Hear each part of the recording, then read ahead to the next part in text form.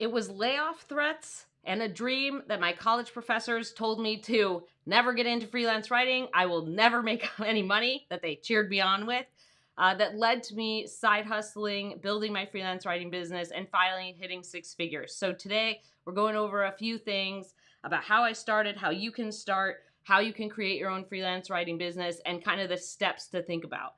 So let's go through number one. I always put up a number one. And Charlie's here today. Charlie has been missing our live streams, but she's down there being snuggly. She's wrapped up like a taco. So let's talk about number one. Oh, we also have a question today that we're going to go over at the end. So that should be fun. So let's talk about this. When I started my own freelance writing business, I always kind of wanted to be a freelance writer. This was something that I feel like, hey, Karina. Yeah, definitely combine it with working out. Definitely do that. I try to make it sort of like a podcast where you don't have to always like be here. You can listen to it, you know, you don't have to see it. Hi, Marie. So let's talk about this. When I started freelance writing, I always kind of wanted to do it. I always thought, hey, Taco Charlie, I always thought that it was, something that I wanted to do. I thought I wanted to be an author. I thought I wanted to write fiction books. Yeah, I'm doing better on thumbnails. And when I went to college, I was going for creative writing, basically. And I didn't really get anything about journalism. Hey, Vicky, I love the wave. And I didn't really understand, like, how everything worked. So, you know, I would tell my professors, like, well, you know, I want to write fiction books and I'll, you know, do freelance writing on the side. Hi, Annie. It's been a while. It's good to see you. It's good to have you back.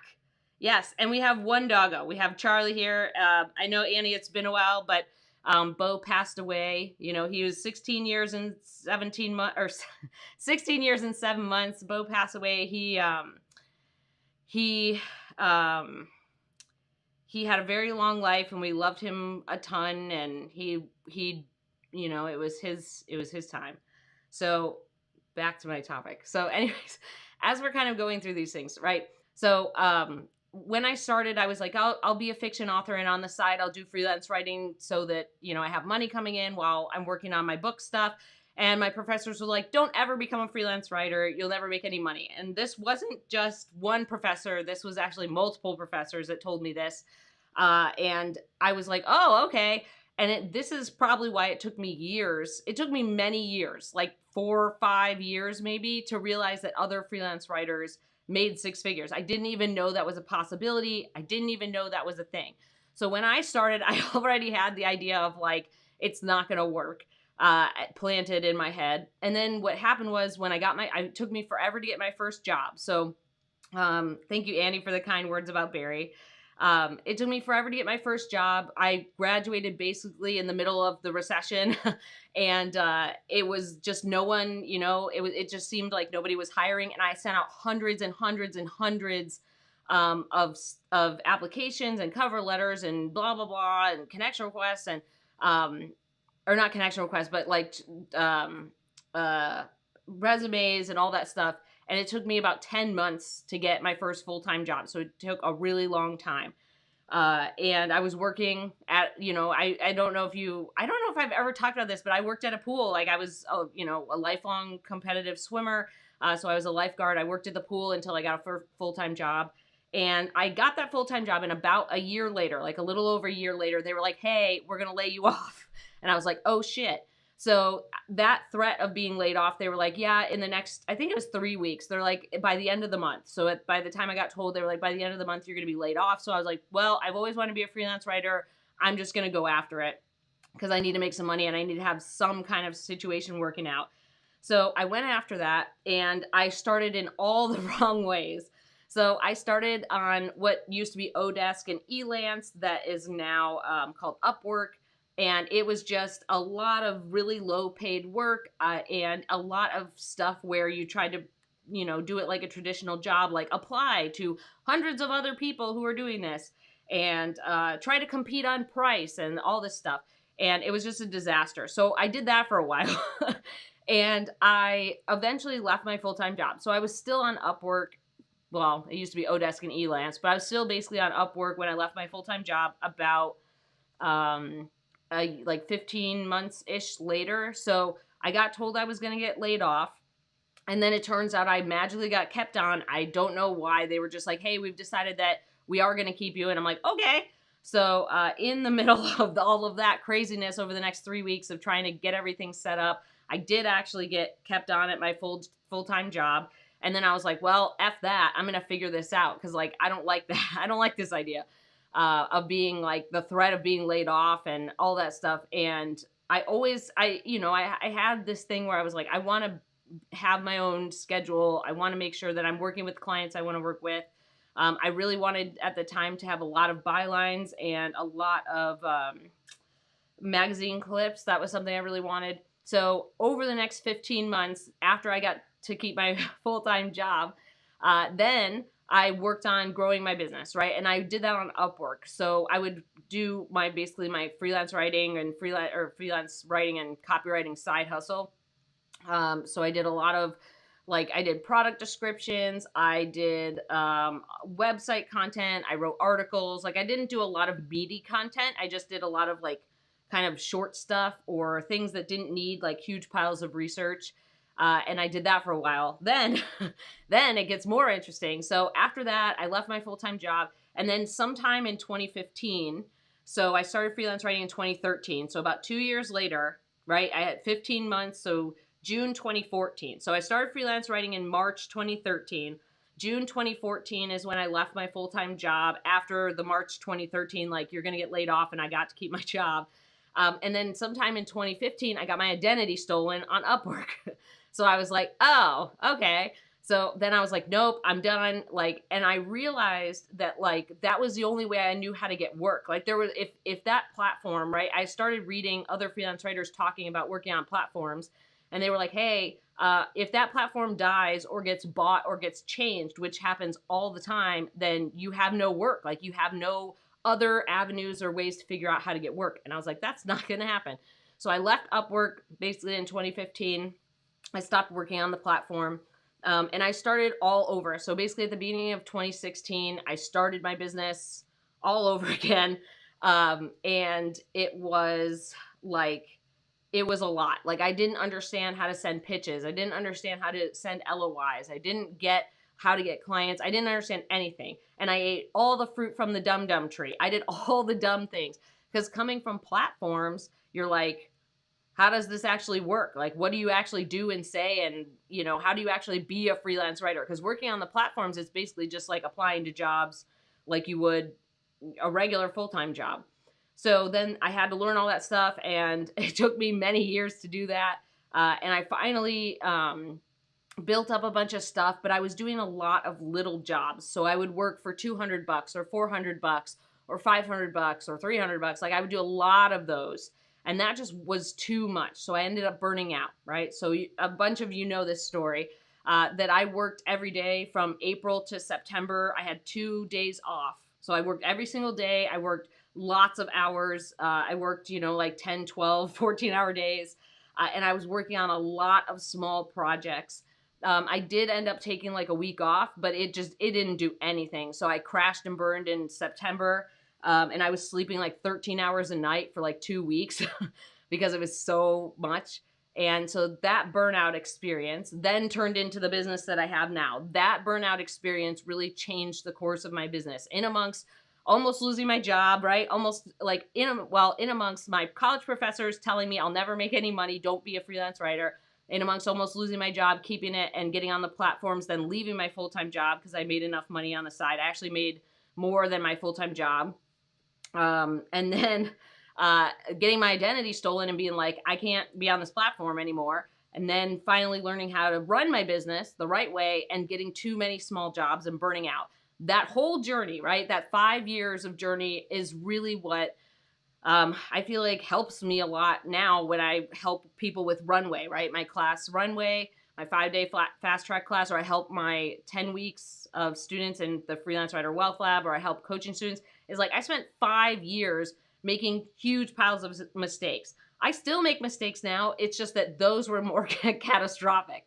So after all of that stuff, right? So I'm finally learning how to do it. I'm like, yes, it's finally working. I'm getting magazine clips. I'm working with a bunch of clients. Hi, Nina. And I, then what happened was I burned out, right? So then I had to kind of reconfigure my business. And that start of 2019 was when I kind of reconfigured my business. I was I had some rest time between September, and I started kind of working again in October. November and December I started working again, but 2019 was kind of when I started to rehash my business and figure things out. That then the next year was COVID, right? So like 2019, I was like, I'm figuring it out. I'm actually getting it right now. And then I was like, oh, COVID. So it's been a wild journey. And then, I've talked about this before. So when COVID hit, all my work turned off. The tap just turned off. I know other writers who had their best years ever. They had tons of work. Mine just like turned off. Eventually it turned back on. But for me, that was a bumpy ride. I ended up hitting six figures in 2021. So between my burnout time and my time when I literally started my business over for like the 56th time in 2019 and COVID, I finally hit six figures in 2021, and now we're in 2023 with my six-figure business. So it's been a wild ride, and I often feel like there's this idea amongst writers and freelance writers that it should just be a straight line, that we're going on a straight line journey, right? And that's just not how it works. Like, it's usually like, oh shit, I made a mistake. Got to go back here. Got to figure this thing out. Oh my God, we got to start back here. There's a lot of different things that change in your business over time. And for me, I feel like even though I was taking classes, like there was a couple classes and courses that I took that really helped me. I was a part of a couple communities that really helped me. But it was also like, it wasn't where I was taking my business. Like those things helped me kind of understand the basics that I had already fucked up like a huge amount.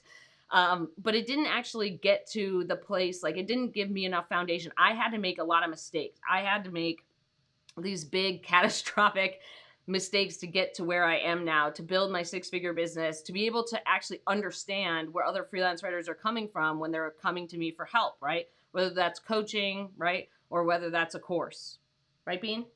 Bean's like, you help me all the time. You want some snacks? So I feel like when we're kind of going over this stuff, right, when we're thinking about our journey as a freelance writer, I've always had a wild ride. I was never, the person who was like, I quit my full-time job and I made $10,000 the next day. Like, that's never been my story. That's never been my experience.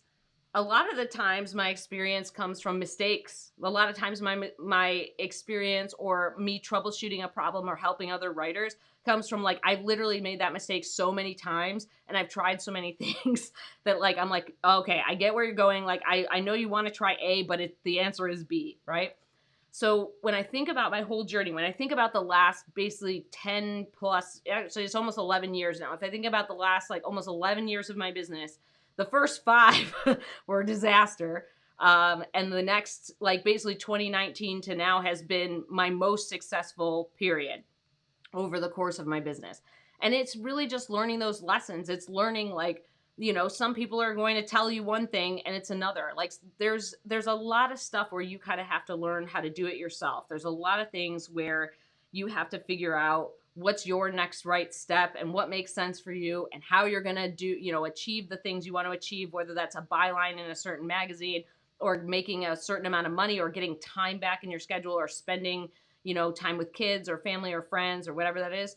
A lot of it is trial and error. Like I just want to make that clear that it's not overnight. Like, you ever hear that quote where people talk about like, man, if I was an overnight success, that was the longest night of my life. You ever hear that quote where people are like, oh, you're an overnight success? No, you're just hearing about me now, right? Like that's the idea is like, no, you're just hearing about me now. It's not an overnight success.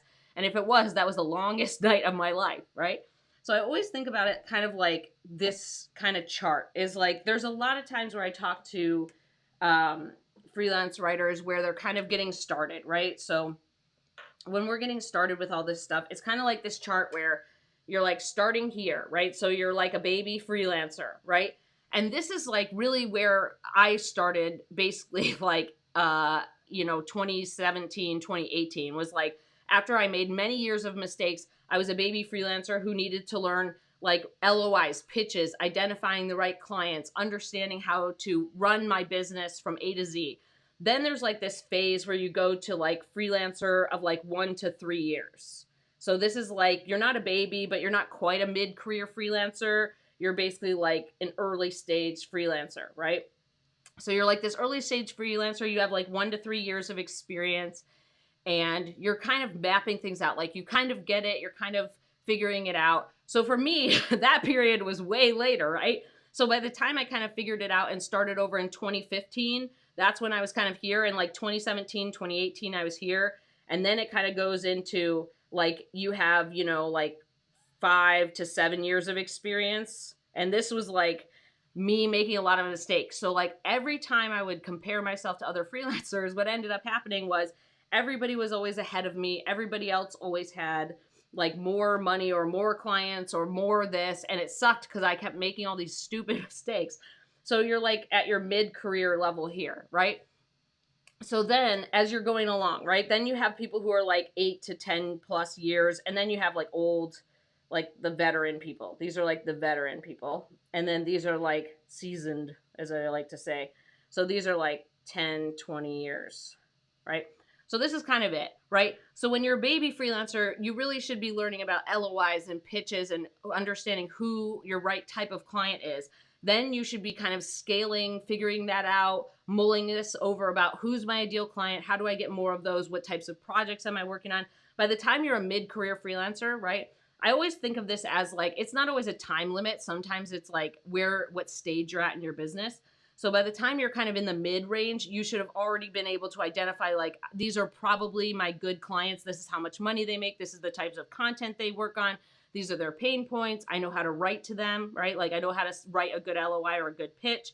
And then by the time you're here, like you're really focused on scaling. Like you're like, how do I cut more time out, right? How do I cut out like, so my schedule isn't so packed and I get time back? You can also scale it here. It's just like most writers end up waiting too long to figure out how to scale. They end up like trying to do too much instead of understanding where their right opportunities are and then growing those, and then you get time back, right? So this diagram is kind of like where I made a lot of mistakes. And then this diagram is kind of the one where I always kind of share this with my Wealth Lab students, and I share this with my Runway students. I think this always kind of like puts it all together, right? And this is like my favorite diagram that I tell people about all the time. So,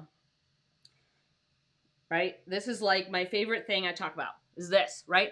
So in the beginning, when you're a baby freelancer and an early stage freelancer, you're spending all your time, all your effort on work, right? All of your time and effort on work. You're like, I got to figure this out. I got to get things together. But it shouldn't be that it's all consuming. It shouldn't be all your time forever, right? Then you get to this kind of stage where you're like, okay, like it's not as much effort, but I'm still doing kind of a similar amount of work. And then you're getting to these phases here, which is basically like now we have all this time and space with this arrow to scale, to get time back, to take more vacations, to actually make more money on bigger projects. We've like built a bunch of things up. This isn't necessarily dependent on years. Like I've had students, right, whether those are Runway students, and you can check this out. If you want to check out Runway, go to mandyellis.com/runway. And I've had Wealth Lab students, which right now I'm running the fall Wealth Lab class, who get to this stage like in a couple years. Like they get to this scaling stage within like a year or two, and they're already getting more time back. They're already making more money. They're already, you know, it took me forever, right? It took me forever to get to this point of understanding how that is.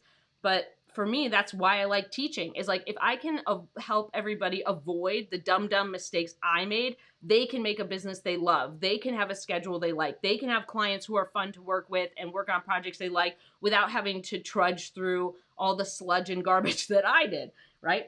So I think that's what we should be shooting for. We should be shooting to understand that at first it's a lot of effort and it's a lot of work and time, right? It takes a lot of stuff to just understand what to do and how to do it and why you're doing it. Then you get to the point where your brain isn't using as much energy to do that.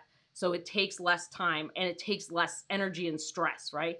So then you get to a place where you're like, okay, now I can actually scale my business. I can either work less hours and make more money, or I can take more vacations, or I can spend more time with family, or I can do whatever I want, right? Okay, so I say Nina has a question. Karina says, it's so easy to think maybe just being an influencer and showing pretty things would be much easier than freelance writing. You know, there's an interesting thing, like influencers don't just come out of nowhere either, right? They're building a platform. They're working to have all those followers or have those brand deals, right? They can't just like go in and be like, give me a brand deal, right? So it's not that it's easier. I always feel like the comparison is like, we don't really know someone's journey. We don't really know what they went through. Like a lot of times I get stuff where people are like, tell me how to be a 6-figure freelance writer. And I'm like, okay, but like there's so many other things that go into it. You don't just like hit 6 figures one day. It's like all of these other little stepping stones that you get there. So it's kind of like that idea too with influencers, right? Influencers are doing a lot of different stepping stones, and they're understanding the platform they're on so they can grow their audience. So it's a different ballgame. It's a different ballgame. Nina says, question, if you write for different markets in your niche, how do you effectively market that on your website and LinkedIn? Yeah, so this is something that I go over with my Runway students and my Wealth Lab students really in depth. So in Runway and in the Wealth Lab, Wealth Lab's like super deep dive. So when we're going over this stuff, it's all of these things, right? We're going over them in your tagline, right? So your tagline should talk about your niches. Your header image on LinkedIn should talk about your niches, types of writing that you do. Hey, Woo. It should have your email. It should have your website. I mean, what you're trying to do is hit pain points. It's not that the niches are different. All of your clients have pretty much the same pain points because they're all creating content. So the goal isn't that you are like, oh, these are different niches and I have to be a different writer for each niche. No, like pretty much all of your clients have similar pain points, right? They all kind of struggle with the same things. Hi, Woo. So that means that your clients are struggling with, they're struggling with getting people to read their blog posts, right? They're struggling with SEO. They're struggling with web traffic. They're struggling with brand awareness. They're struggling with thought leadership.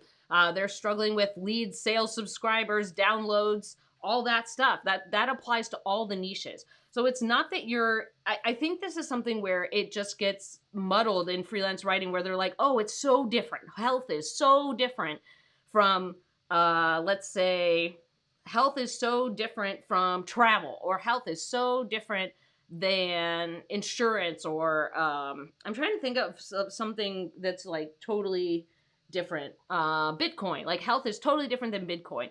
But Bitcoin and health, the whole goal is that you're trying to get content projects, right? Whether that's regular content marketing, or you're writing for magazines, or you're doing content strategy, brand messaging, or messaging and positioning projects. They all have the same pain points. That's the goal, right? You're solving their pain points with content. So that's where you're doing that, right? You're using your website and your LinkedIn as a place to talk about how your unique skills solve their pain points, right? And how your unique skills are helping them create great content, and how to solve their problems with content, right? That's kind of where we're going. So let's talk about 2. I know I went on a joyride here with number 1. So let's talk about 2. And Woo, can you go back to your hobbit hole? Let's see if we can get you back in your hobbit hole, because you're over here being a sass monster. Do you want me to wrap you up like a taco? You want to be wrapped up like a taco? All right, ready? Ooh, there you go. Now you get to be wrapped up like a taco. Okay, let's talk about 2. So when we're moving to freelance writing, or when you're moving to copywriting, so I just want to make this clarification. When we're talking about freelance writing can cover content writing and copywriting. What's the difference? So content writing is basically educational how-to stuff, right? So it's blog posts, or it can be articles, or thought leadership, or case studies, or white papers, or basically educational kind of stuff in our content funnel. Copywriting is like specifically driving sales, right? So copywriting can be email marketing, drip campaigns, it can be sales pages, it could be landing pages. Sometimes copywriting can be included with like a case study because you're using it to convert sales, or same thing with a white paper, but usually the landing page for the case study or white paper is the thing that gets copywriting, and the case study and white paper itself is more content writing based than more sales driven based. So freelance writing covers them both. So I've done all of those. I've done content writing, copywriting, all the projects, right? So when I'm kind of moving there, especially when I'm taking it as a side hustle, right, to full time, you're thinking about what I wish I was thinking about when I was moving is like, what skills am I bringing to the table? I wish I wasn't so afraid about like, everybody has more experience. Everyone has more clips.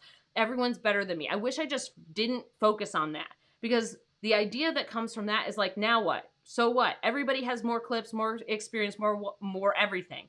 Now what are you going to do? Are you just going to give up on writing? Are you going to give up on your dream? No? Okay, well, let's forget about it then, right? So this comparison trap, I feel like oftentimes is like, well, okay, then just give up, right? What's your alternative then? If you're worrying about that, what is your alternative? You're going to stop and give up? No. So the idea here is I wish that I realized that I should have been more picky about my clients. I should have learned more about them. So like the 2019 version of Mandy would have been a great version of Mandy to leave my full-time job.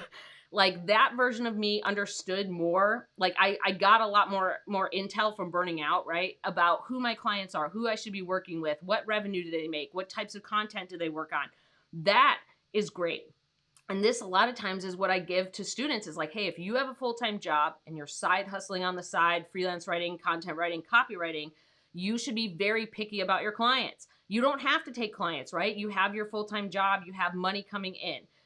We can be really picky about the types of clients we go after, the types of projects, what we charge, right? That's where we want to be. Because if you're side hustling, you probably only need 2 clients. You don't want to overload your schedule. You don't want to burn out. You don't want to make it like too heavy-handed that you're like trying to do too much. So usually what I recommend is like you need 1 to 2 clients as your side hustling. And then when you become a full-time freelance writer, 3 to 5 is kind of where I want to be. That's content marketing clients.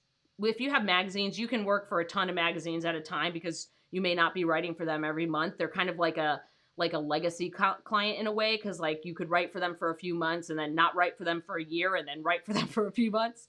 So think about it as like you need 1 to 2 active clients when you're side hustling, and you need about 3 to 5 active clients when you're full time.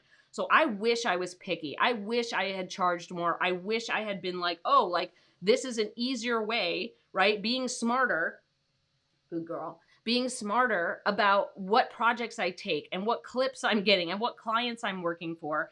That was way smarter. And then I can make more money and leave my job faster, right? So instead of being picky, I just took whatever came my way. I was just like, whatever it is, I'll do it. And I even did jobs at 50% rate cuts. Like I had clients who would be like, this is a story I told the other day to my students, is like, yeah, I took a 50% rate cut. I had someone ask me to write website content. They're like, will you do it at 50% less? And I was like, sure. No.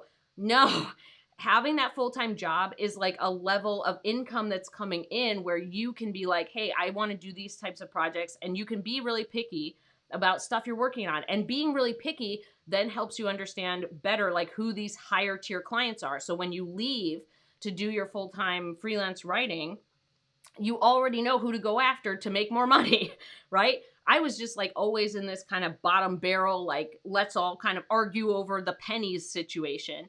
Because I just didn't get it. I didn't get it. So like if I could go back, I wish like if you're side hustling right now and you want to leave your full-time job, be picky about your clients. Learn how to make a list. Learn how to cut down your clients by revenue. Learn who your ideal client is. Really learn the types of content that they want to work on and their pain points. What things do they really struggle with when it comes to content, when it comes to creation, when it comes to writing, when it comes to getting all the pieces together, right? Those are the important things that really make it so that when you go full time, it like skyrockets. Those were the things where it's like you do it on this experimental test level while you have a full time job. And that can be a year or 2 years. I know some people have done it for like 5 or 7 years. I did it for about 15 months, but I feel like that would have been the thing where that's easier to scale. Like you send more LOIs, they're more targeted. You know exactly who to send them to. You've already gone through this process at a small level, and scaling it up isn't that hard because now you don't have your full-time job getting in the way, right? So I wish that when I was kind of side hustling, I realized how picky I could be. Like I wish I realized how picky I could be. I wish I realized that moving to full-time is easier when you think about, well, I already have money coming in. Let me try to get these better projects. Let me try to reach out to these different types of clients who are in the right revenue ranges or who have the right types of projects I want to work at. The other thing too is that you need to make sure you have money, right? One of the cool things is that I saved all my money. So I didn't make that much money. The most I made at my full-time job was for 40K.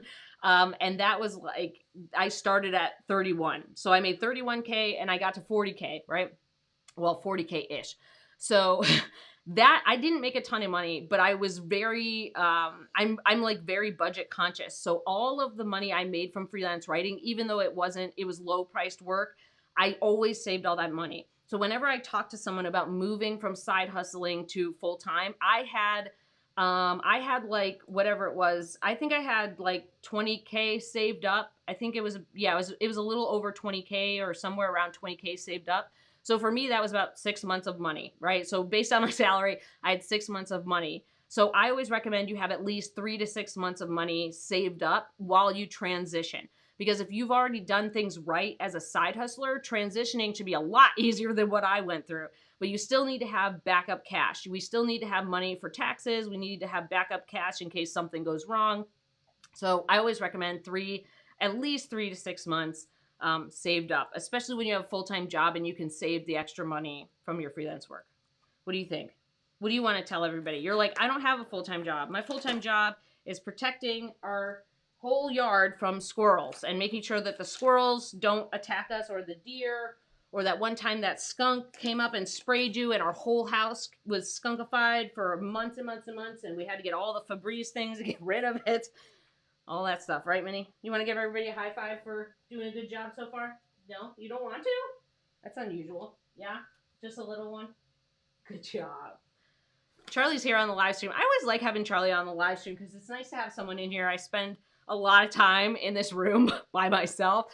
Well, yeah, by myself, but also like freelance writing is kind of lonely sometimes. So even getting on here and talking to my students and just being able to interact with them is always fun. Oh, okay. Goodbye. Karina has a question.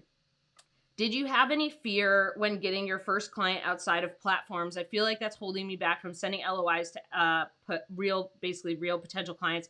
I'm afraid I'll mess up the whole onboarding. Yeah, of course I was scared. First of all, I had my identity stolen. So I was like, now what am I going to do? So yeah, I was totally scared. I didn't know what I was doing. I didn't know how to, I just tried to figure it out. And for you, so Karina is a Runway student, right? So Karina took Runway. If you want to check it out, you can go to mandyellis.com/runway. There's the little button, mandyellis.com/runway. What is more important is that you're focusing on learning about your clients. It's not about the fear. It's about learning, like, is this the right thing for me? Are these the right clients? And it's not, once you send, okay, so I've sent thousands and thousands of LOIs, right? I've sent hundreds of LOIs every year, and I've sent, I don't know, thousands of LOIs throughout my lifetime. Once you realize how it's like, I always think about it as like, it's a person in a cubicle. That's all you're doing. You're sending an LOI to a person in a cubicle who's just like you. They're just like you. They don't have more power than you. Sorry. They're not like holding, your life in the balance. It's just a regular person. So the LOI is like, we want to make sure it's actually working, right? So we send our LOIs, we're like getting responses. And usually you need to send a bunch, right? 50 to 75 LOIs a month. Or if that sounds too overwhelming, start with 1 hour of that marketing activity a day. But it's not that you'll mess it up. Like when I've sent I've sent LOIs to the wrong people many, many times. They're just like, cool, I'll forward it to blah, blah, blah. That's it. Like there's no like hammer that's being dropped on you. There's no, thank you, TS. Charlie is adorbs. Thank you, TSP. She's actually down here asking for snacks. So Karina, it's more about making sure your business is working. So think about it as like you need to learn. In order to learn, you need to experiment. Take the pressure off of yourself. Don't make it so much about the fear. Make it like, hey, I'm just trying it out. If I send an LOI to the wrong person, it's more likely that it's like, I don't know, 9 times out of 10 for me, if I send it to the wrong person, they're like, oh, I should send it to Damon, or I should go send it to Wahid, or I should go send it to this person, right? And I always feel like that's just, that it's not a big deal. Like it really isn't. And 1 out of 10 times, if someone's upset about you sending an LOI, oh well, like I always think about it as like they wasted their day, right? They wasted a part of their day being mean to you about sending a note via email, right? Like what? Like you can't get that time back. So they wasted time being mean to you where with time they cannot get back, which is crazy to me.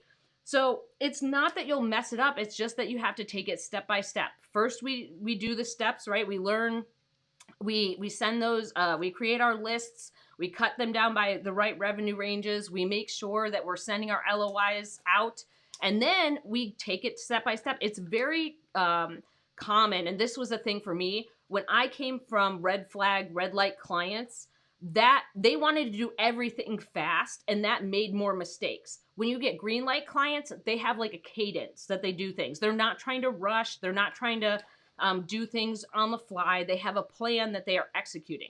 So a lot of times when we're coming from red flag, or I call them red light clients, that is like a thing that we have fear over, is like, oh my gosh, if I get a client, I have to do everything really quickly and I'm going to make a mistake. That's just not a thing when you have the right clients. They're like, okay, cool. You're, sounds good. Can you send us a proposal in the next week? And you're like, oh, I can do that. Right. So then you send your proposal contract invoice that we talk about, right, in Runway. And you either negotiate with them or talk that through with them. And then that's it. Your onboarding is like sending your LOI and then making sure that you're sending your proposal contract invoice. You're answering any questions. You're dealing with any kind of weird stuff that pops up. I also did an onboarding video. So if you go and look at the playlist, the onboarding playlist on my channel, there's an how to onboard your clients on there, Karina. And that should help kind of quell the fear. But it's not about the fear. Think about it as you're experimenting, you're learning. That's it. And if somebody wants to get mad about that, you can't control other people's reactions. No matter if you did it great, no matter if you knocked it out of the park, they could get pissed about it. Oh, wow. Like, that's, people make mistakes. I still make mistakes. I've made a couple of mistakes recently where I'm like, this is why I have business policies, right? There's been mistakes where I'm like, oh, I don't need to do this time. It's different. And then I'm like, oh, wait, this is why I set business policies. This is why I do this type of invoicing or this type of project or these types of milestones. So try to think of it more as like you're learning, you're experimenting, you're trying to find the right client for you versus being afraid that something bad's going to happen. Okay. Charlie, can you go back to your hobbit hole? Go back to your hobbit hole, you goof. Then we're going to get to 3. All right, Charlie, can you catch this? Since TSP says you're totes adorbs, can you catch it? Good job. Good job. Charlotte's looking a little more powdered sugary recently. I don't know if you have noticed this. I know I get questions about Charlie all the time. Her name is Charlotte. Just if you're tuning in, her name is Charlotte. I call her Charlie or Minnie or Snorkel Peanut or Snorky or a lot of things. So I've noticed that Charlie is getting a lot more gray in her front. She's about to turn 11 in a couple months. So she's getting seniorish. But everybody always asks for Charlie updates, so that's the update. She's getting more powdered sugary. Okay, let's talk about 3. This is the last thing, then we're going to get to a question that was submitted. So 3, when I'm talking about scaling my business, so when I'm going from 0 to 6 figures, right? That's the whole point, is like, for me, I didn't even realize that was possible. And for me, that was a motivator. Like, wow, you can make 6 figures doing the thing you love, right? I know some people, that's not their goal. They just want to make an extra 10K for their family. That's totally cool too. I'm just going to go over my own journey. Yeah. So Charlie is actually a pit bull, Frenchie mix. So she may have some staffy in her, but she's a kind of a pitty French bulldog mix. So she's kind of like squatty. She's all shoulders and neck. That's how we joke about it. Good job, Charlie. She's also like kind of having a dolphin. Like I kind of have like a dolphin, like at SeaWorld where I'm like throwing her some fish. Okay, let's get back on topic. So let's talk about 0 clips to 6 figures. This is the thing I tell my students. Everybody starts at 0 money, 0 clips, 0 experience. Everybody. Now, because if you have a full-time job and you're transitioning into freelance writing, you get to bring those skills with you. No matter if you are just like, I've had high school students. Okay, I want to back up. I've had high school students that I've worked with in coaching, right? Who have become freelance writers. Okay, so I know that there are lots of skills people don't utilize, that they don't realize are really important as a freelance writer. They're just like, I need 10 years of experience. No, you don't. Everybody starts with 0 everything. Moving into freelance writing, you get to take your skills with you, whether those skills are things that you understand as a high school student or college student where you're like, I know I'm good at these 4 things, or someone who's had a full-time job where you're like, I'm good at these 4 things. So everybody starts there. And it's also a process. That's why I kind of started with like, it's not a straight line. It's like, oh my God, then I did this, and then I was over here, and oh, I fucked up. I gotta go back here. Oh, I ate some more fruit from the dum-dum tree. I gotta go back here, right? So as we're kind of thinking about that, your journey will have twists and turns and tumbleweeds and waterfalls and all that stuff, right? So you'll walk into a ghost town and be like, what the fuck? And you've made a huge mistake. And then you'll go to like a lush paradise and be like, we've done it, right? So it's kind of that idea. When I'm scaling my business, it's also prioritizing things that matter. So I know to move up to another tier of clients, I need to do the marketing straight up. I need to improve my LinkedIn. I need to do marketing on LinkedIn. I need to make sure that I'm sending my LOIs, those letters of introduction, LOIs. I'm sending pitches to magazines if I want those gigs. And then I'm understanding how to clean out basically like the clients that are working and the ones that aren't. So through this process is like, not only who is my ideal client, doing the marketing to them, right? How much revenue do they make as a business, or what are they publishing as a magazine? Then understanding how to send those LOIs and pitches, but also doing an annual business review. This is something that I'm telling my breakthrough students. So my breakthrough students are my post Wealth Lab 24/7 community students. So right now I'm telling my breakthrough students, well, also my Wealth Lab students, but more importantly, breakthrough students, this is the time of year where we got to start analyzing things. How many calls were we on? What did those work out to? Who were your ideal clients this year? Why? What revenues did they make? What projects did you work on? What types of things you want to move to in the future? That business analysis, if you're spending way too much time working in your business instead of on your business, right? In your business is doing the writing. On your business is like, shit's fucked, I got to fix this. Or it's like, I want to get to point A and I'm at whatever. I need to figure out how to get there and do the analysis. So you need to do a client analysis. You need to figure out how much money you've made from each client, which ones are more aligned with you moving into your future. That's the thing that gets you to six figures, is actually learning what's good for you and what's working in your business, targeting more of that, but also understanding where you're going. What projects do you want to move into? Do you want to move into content strategy? Do you want to move into brand messaging or messaging and positioning? Or do you want to move into case studies or white papers first? Or do you want to do more video scripts? Or do you want to work more with, optimizing blog posts as an SEO strategist? Or do you want to work on more thought leadership content? You have to kind of figure out what you want to do and then start targeting that. But without doing your business analysis, it's really hard to make more money. And I've talked to, I've coached hundreds of writers.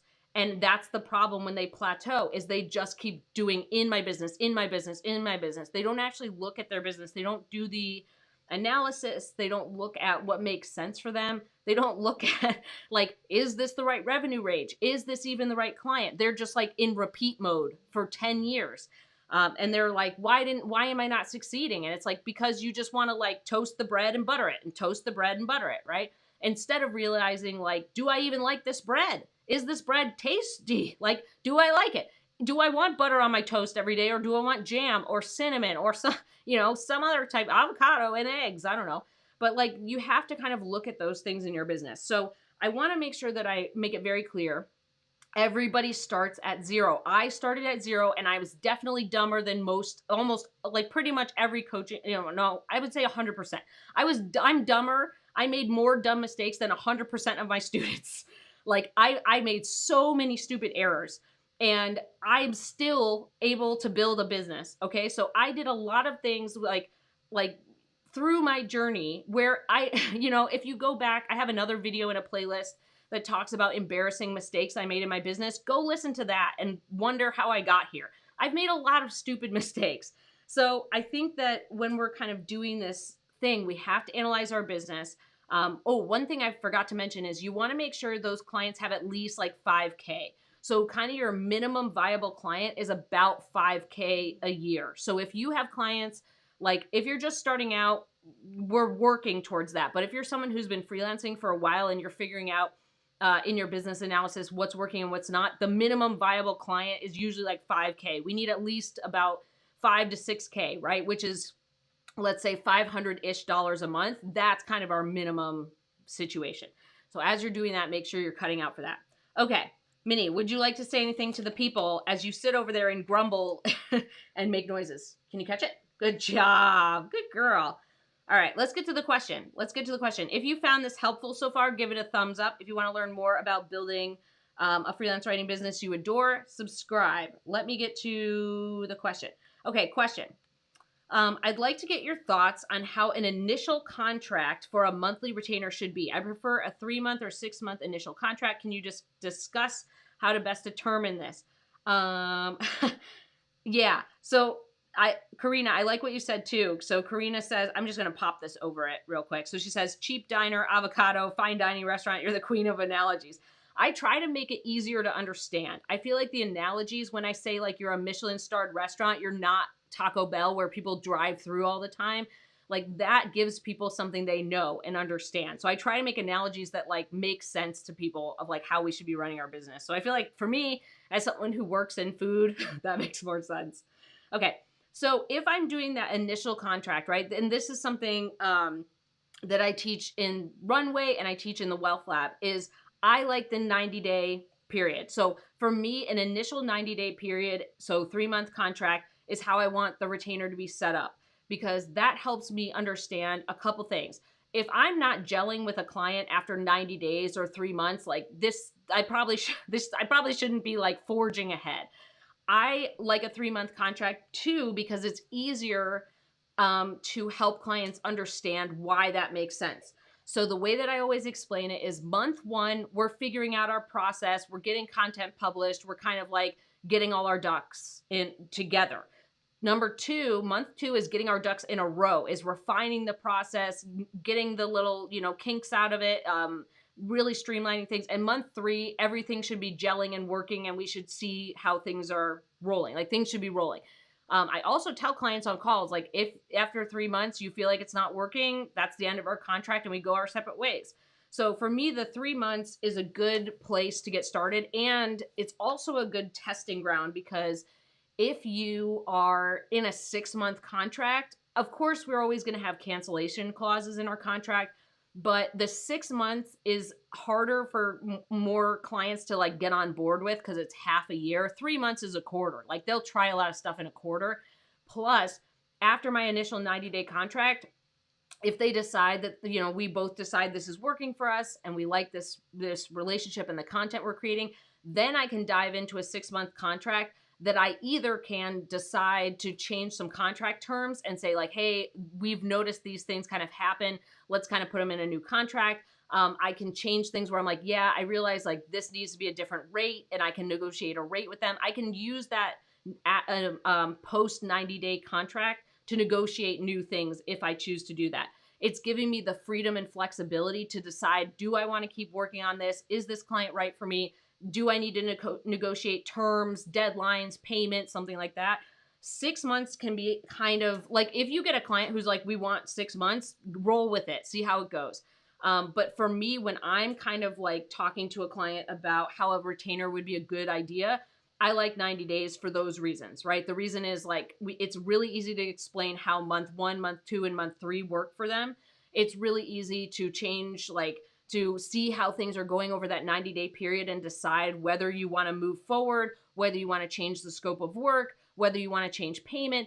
Things can get really shuffly because it's the first time, right? You're basically onboarding a client. And this is something that I think a lot of freelance writers miss, is they think onboarding a client happens in like one day.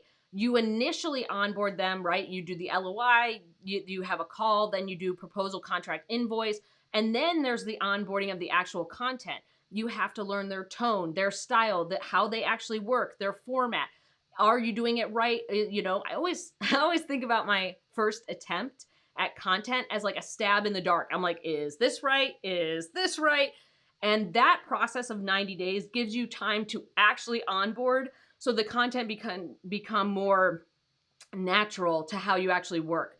So that's something I think writers think that they should just be dropped into a situation and be able to write anything.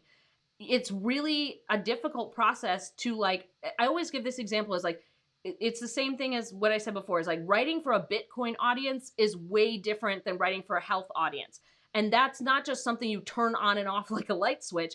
It takes some time to like mull it over, kind of get together. And that's why the 90-day contract works, is like, you're like, am I getting this? Like, are we on the same page?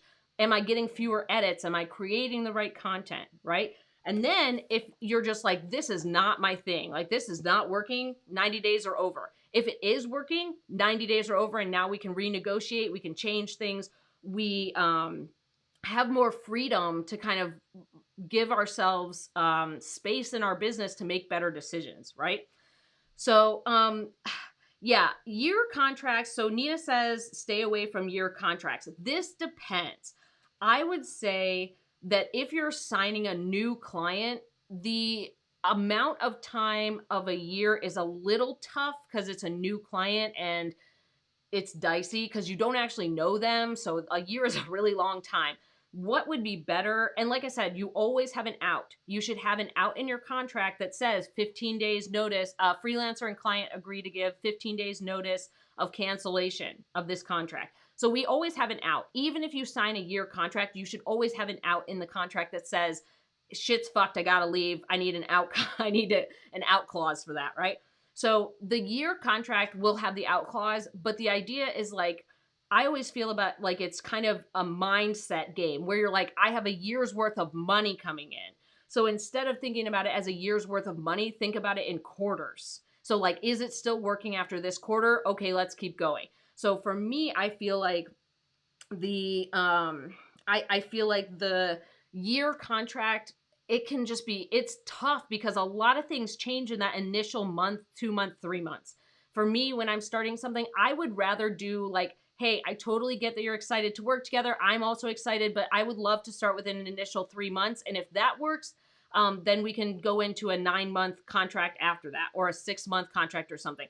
But I do feel like I, I feel like you learn a lot from your clients from actually working with them for a decent amount of time. So the year contract would make more sense. Like, let's say I've already renewed the contract 4 times. Let's say every quarter for a year, I've now renewed that 3 month contract 4 times. Then I'd probably be more comfortable signing another year's contract because I already renewed it for a year. Things are going great. I'm on board with it. So I feel like that would help. TSP says, hold on one second. TSP says, what about a 1 month initial contract with a new client? And then you said, is that enough time to suss out their way of working? I more think about 1 month as like too short. So when I was doing it, and just as like TSP, this was one of the things I think was a mistake for me, was like making it too short. I think a month is too short because a month can be 2 blog posts, it could be 4 blog posts, it could be one guide, it could be not enough content to kind of like figure it out. And for me, when I started signing 1 month contracts, I had to do a lot of brain space work. So instead of having a contract for 3 months where I'm like, not only do I have 3 months worth of work and money, but also I can actually onboard the client so that the work takes less effort. So I actually get it, right? I'm on the right train. 1 month is like, there's not enough content that you can usually stuff into a month to like suss it out. And it's usually not enough money. Like usually if you sign a 1 month contract, it could be $500. You could be doing a guide, which could be $2,000, or a case study for $3,000, or a white paper. Your case studies and white papers, though, should take a month to 3 months, depending on how it goes. Your case study should be about a month. White paper could take 3 months. So I do think that, you're welcome, Nina. I do think that the 1 month contract was something that was really short-term work for me. Like it was really something that made it a lot of like churn over in my business. So what I really did to level up my work, my clients, what I was doing, the types of projects and income, was move to that 90-day structure. And that's what I recommend for my students, my runway students and my wealth lab students, is don't do short-term projects. Move to this 90-day structure. If your client wants to negotiate and they don't like a 90-day structure, they want to do something shorter, you can decide that on a client by client basis. But usually if you have that kind of initial 90-day period, you have a reasonable amount of work, you have a reasonable amount of money, and you have this flow of projects that you then can understand, like, am I doing it right? Like, am I on the right train, or am I doing the work properly? 1 month, like 4 blog posts is probably your best bet at like actually making that work. But if it's like one thing, if you're doing one guide or one how-to article or one thought leadership or one downloadable, that is not enough. Like, you usually need to do more than one piece of content to kind of like figure it out and to make the job worth it. So that's my opinion. That's my opinion, is like, that was something that made me burn out, was taking a lot of super short deals. And then your contracts are often with clients who don't want long-term relationships. They are just like, do this really quickly, and then they leave. Right? What we want to have is long-term relationships with clients who value content and want to keep creating it. So the issue I kept seeing was like, I would get a 1-month contract and that would be it. Like, I would never hear from that client again. And even if I followed up, they were like, nope, we're good. Like, it's too one-offish. It's too much churn in your business. So that's my opinion from my own mistakes. So I hope that was helpful. Let's see. What do you think, Minnie? What would you like to say to everybody? Oh, you're really close to the camera. Maybe we can like throw a snack in the corner and then you'll follow the snack. Good job. If you feel like all of this info has been helpful, give it a thumbs up. If you want more info like this, if you want to build a better business that you actually like, subscribe. That's pretty much it. I want to make sure that I'm kind of like toning in and being super sharp on this info so that we're not like just having chat off the radar time where I, like, you guys know, I'm a spicy talker. I love to talk. But I want to make sure we kind of hit the mark, right? We want to make sure we stay on point here. You're welcome, TSP. Yeah, I want to make sure, really, my goal is that you're getting good clients. We don't want to shuffle through tons of clients every single month. One of the things I think about that's weird, I don't know, this is very weird to me when people say, like, I've had 1,000 freelance writing clients. And I was like, sounds like you can't keep a freelance writing client. That's not good. Like, there's this thing where they're like, I've had so many clients. But having more clients means you don't have long-term work. You're not building relationships. You're not, it's just like too much. And it's usually in a short time period, right? If you had 1,000 freelance writing clients and you've been working as a freelance writer for 25 years, cool. Like, that, I can get on board with that. But usually if you've had like so many freelance projects, we don't want that kind of churn. We want long-term relationships. We want those 3 to 5 clients at any given time. We don't want a ton of clients. We want good long-term relationships with people who value our work, value our content, do all the cool stuff. Yeah. Okay, good. Great. You're welcome, Annie. Yeah, you're welcome. I'm glad it was motivating. And Karina says, freelance writers meet up when? So that is something that we do. So I do have, I have met freelance writers in Austin. So I live in Austin. I have met freelance writers before. But we also, something I do in the Wealth Lab, which will be opening in April 2024. So not open yet. I'm going through my fall class right now. But we do have working Wednesdays. So something that we do is we get on every single Wednesday and we co-work together for a few hours. We chit chat. We talk about all the things. We get some work done. We go through client issues. So we do meet up every single week with working Wednesdays with my course students and my community students. So yeah, and if you wanted to check that out, so I know I've mentioned it a couple times and I know I'm going to get questions. So Runway. So Runway is open. It's my 5-day fast track class. It goes through all of these things in depth. So exactly what I explained to you in my journey where I made all the dumb mistakes, I show you how I actually fixed that to create my 6-figure business. So at mandyellis.com/runway, you get a class every single day, Monday to Friday, or whenever you sign up. It's 5 days of classes. You get templates, you get examples, you get the slides, you get all the stuff that actually helps you take the next step. And it really teaches you the things that I wish I learned early on. Like, it's teaching you how to identify clients. What does that revenue range actually mean? What are the skills that you can bring to your projects? How do you actually send an LOI or a pitch? How do you deal with magazine clients versus businesses? How do you actually onboard a client? It goes through all of my exact processes. So if you want to check that out, go to mandyellis.com/runway. You're welcome, Karina. And Marie says, working Wednesday is awesome. So Marie has been my Wealth Lab student and then my Runway student. So Wealth Lab students who are in Breakthrough, which Breakthrough is my 24/7 post-course community for Wealth Lab students. We have all kinds of cool masterclasses and book clubs, and we actually need to pick a book for the book club. But Marie has been there for a while, so she gets to take Runway for free because she's a Wealth Lab, or she's a Breakthrough student, but she's on Working Wednesday all the time. She actually just did something really cool. So Marie is actually part of a really neat study, and she went and met all of the people who are in that research study. which I think is super awesome and super cool. Charlie, any last words that you want to say to Marie? Because we know that Marie has a cat named Whisper, and that every time we say Treato, that Whisper gets a Treato. Are you ready? You catch it? Marie says, working Wednesday made a huge difference in my career. Yeah, I think we deal with a lot of loneliness, right? We deal with a lot of loneliness as freelance writers, and we deal with a lot of silent, quiet time in our office. So when we have working Wednesday, we have music, we have GIFs, we talk about questions or things in our writing business. Sorry, Charlie, that was a poor throw. Sorry. Did you get it? How about that one? Okay.